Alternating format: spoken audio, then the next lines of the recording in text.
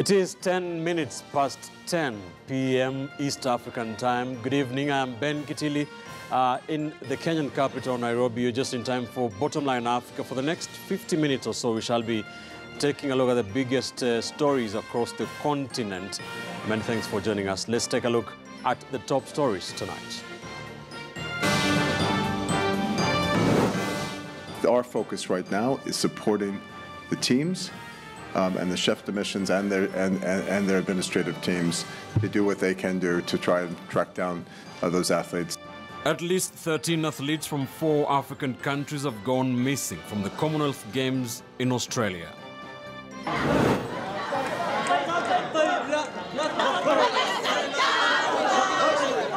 Sudan is set to release all political prisoners as the country enters a new phase of national dialogue.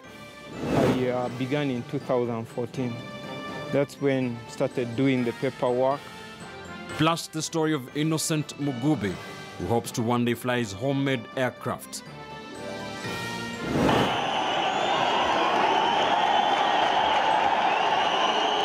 And we take a critical look at the state of governance on the continent.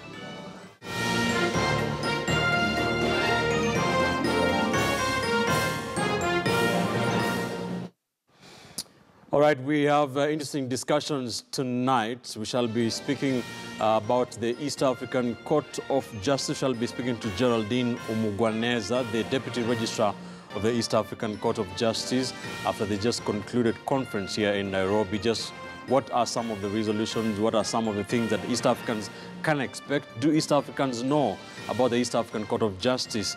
We shall be talking as well to Anna Nabasa, the Public Relations Officer of the East African Court of Justice. That's a bit later on here on the broadcast. Later on, we shall be taking a look, focusing on the political situation in Africa, the seemingly changing political leadership in Africa. We are talking about Ethiopia, we are talking Botswana, we are talking Zimbabwe, South Africa.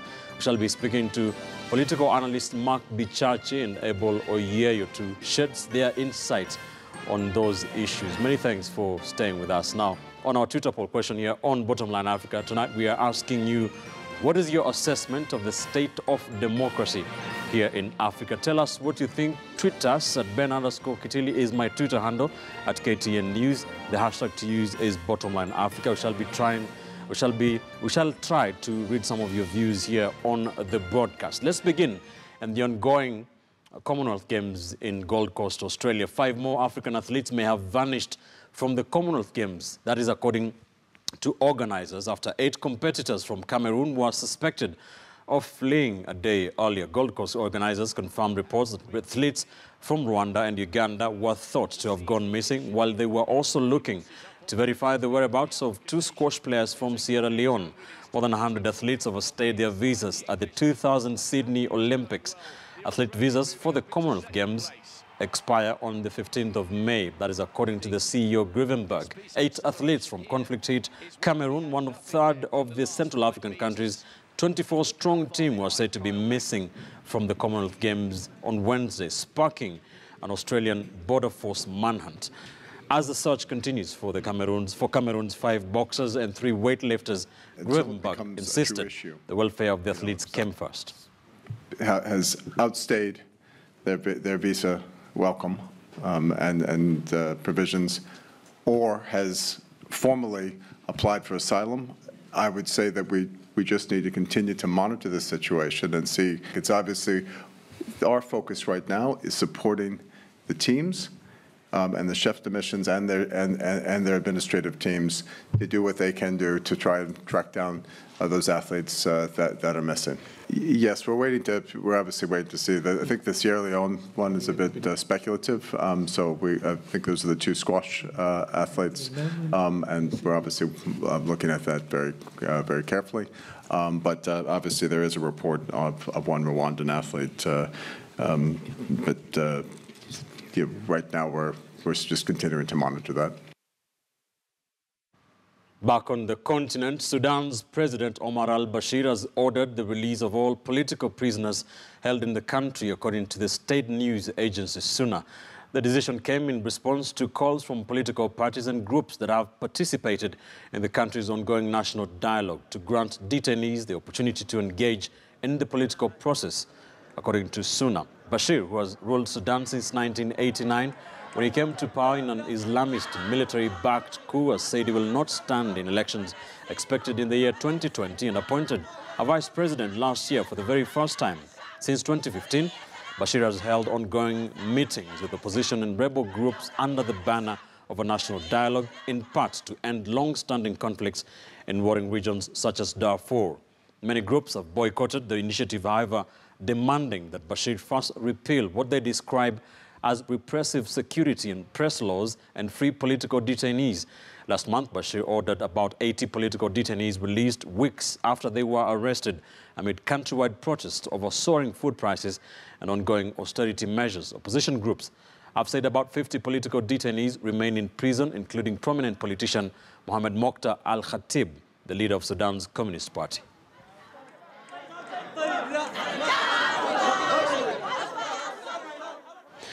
Let's cross borders down south, and the appeal of jailed South African estate agent Vicky Momberg for using a racist word against black police officers has been postponed for supplementary papers. According to the prosecutor, the grounds for which the appeal has been brought is defective. Vicky Momberg, and the estate agent, was sentenced to 3 years in prison for utterances she made against a black police officer who, in 2016, the black officer had been trying to assist her after she was robbed on the outskirts of the main city, Johannesburg. The police ruling is the first prison term imposed in South Africa for verbal racial abuse, as people convicted of the same crime previously have always been fined.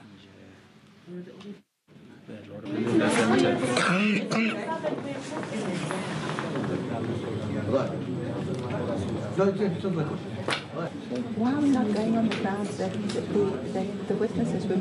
Grounds of appeal are bad if they are so widely expressed that it leaves the appellant free to canvass every finding of fact and every ruling of law made by the court code. And if they specify the findings of fact and rulings of law appealed against so vaguely as to be of no value either to the court or to the respondent, or if they in general fail to specify clearly and in unambiguous terms exactly what the case the respondent must be prepared to meet. The issue of diminished capacity was never raised in this court, was never placed in this court, was never argued in this court. My learned colleague got no grounds to bring an application on that aspect. Racism in this country is a very serious issue. Two is to make sure that this case particular it is been taken very serious by the court, that and the whole country, that as the BFA we even started calling for the national dialogue on racism and inequality within our system.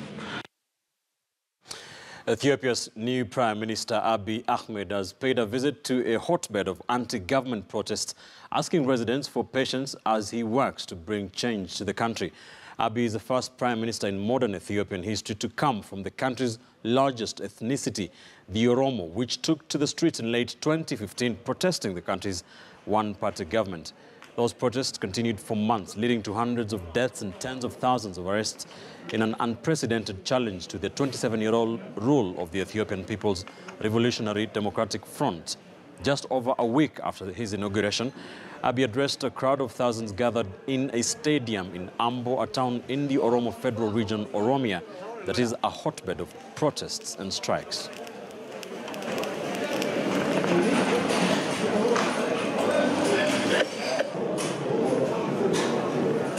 القهوه دي اصلا خاصه معروفه ان هي مستخدمه البكم من زمان جدا. هم بيحسوا هنا بقى ان هم قاعدين في موطنهم، متميزين هنا، الناس هنا بتفهمهم وهم بيفهموهم كتير جدا، حتى التعامل معاهم بيبقى الطف من اي حته ثانيه بره. الشاي معروف بيعمل كده الشاي.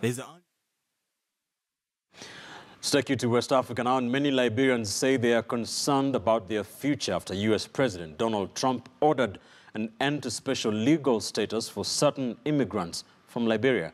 President Trump recently ordered an end to special legal status for certain immigrants from that country, including some who have lived in the U.S. for decades, citing improved conditions in the West African country. A special status ends on March 31st, 2019. The West African country is struggling to regain its economic footing after years of conflict and an Ebola virus outbreak in the year 2014. Remittances from Liberians living abroad account for more than a quarter of the gross domestic product.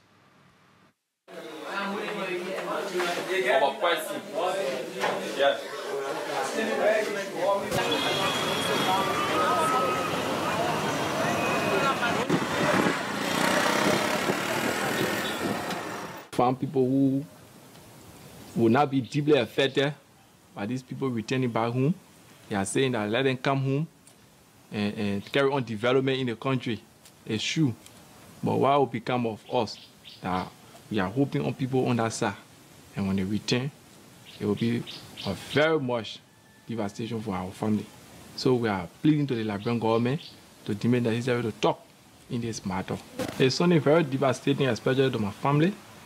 My brother, who is doing everything I can see for my entire family, renting our home, and also paying my school fees, because the work I do is not enough to sustain me in Liberia. He is up there and helping me down here. So to hear that kind of news that he's coming back to Liberia, it sounds something like a pitfall that my family will be going into. So it's very devastating for my family. This country is not prepared for the massive deportation of Liberians from America, especially those mature adult Liberians who have practically assimilated into the American society and have given birth to children. Those children, somehow by American laws, they too have become American citizens. Back here in East Africa, judges from the East African Court of Justice have just concluded their annual conference here in Nairobi, where they discuss strategies with a view to enhancing dispensation of justice in the region. The ESCJ is an international court tasked with resolving disputes involving the East African community and its member states. It is also charged with interpreting and enforcing the ESC Treaty, which came into force on the 7th of July 2000. The ESCJ was established by the Article 9 of the ESC Treaty.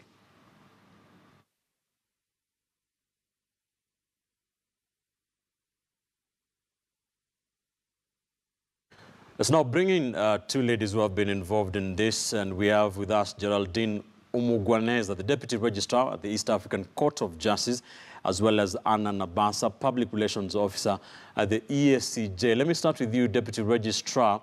If you can just tell East Africans what the conference has been about and what, if you had any resolutions, what are some of the things that you were looking at? Thank you. The East African Court of Justice has been in Nairobi for about 10 days, and we're doing about four things. One, we are training judges and registrars on arbitration. The East African Court of Justice has the mandate to interpret the treaty. Right. It has that jurisdiction, but also has arbitral jurisdiction.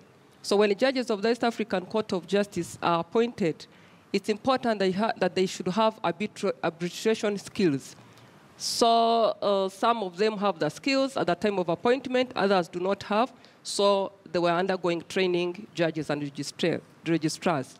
Two, the East African Court of Justice was developing a strategic plan for the next 5 years. All right. 2018, 2023. Three, the East African Court of Justice was also reviewing its rules of procedure. A number of things have been happening in court, and we think that we should review our rules, and we've been able to do that.